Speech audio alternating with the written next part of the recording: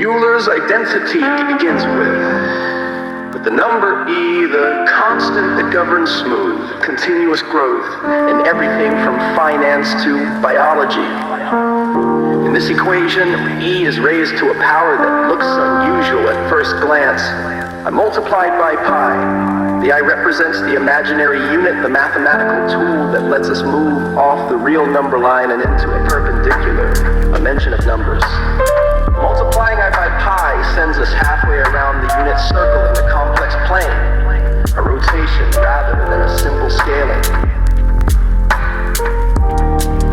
When you take E and raise it to the imaginary half term, the result is not some exotic or obscure value, it lands cleanly on 1. A familiar number sitting on the real axis. Then when you add 1 to that result, the two values cancel each other out, leaving 0. The entire identity shows that exponential growth, circular rotation, imaginary numbers. And the basic building blocks of arithmetic all intersect in a single unexpectedly simple point. It's a compact demonstration that the different branches of mathematics are not separate territories, but parts of one connected landscape.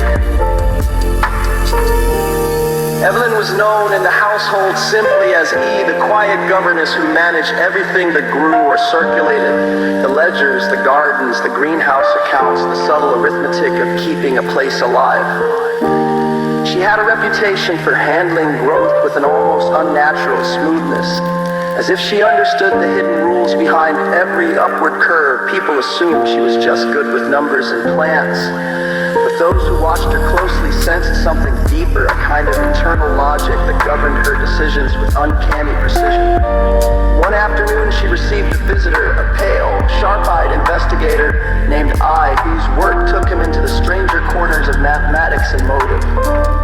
He arrived carrying a sealed note marked with a single symbol.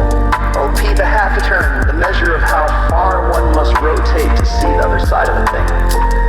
When E combined I's inquiry with that circular direct, the effect was immediate. Her normally steady world flipped cleanly to its opposite, landing on a stark conclusion. A negative certainty, as clear as 1 in a ledger. And when she added the final piece of evidence, a simple +1 from the household's records, the entire case collapsed to 0. Everything balanced, everything canceled, the mystery resolved itself not through drama, but through the inevitable logic of how these figures, E, I, and P, interacted. Evelyn wasn't just part of the equation. She was the essential structure that made the whole truth fall into place.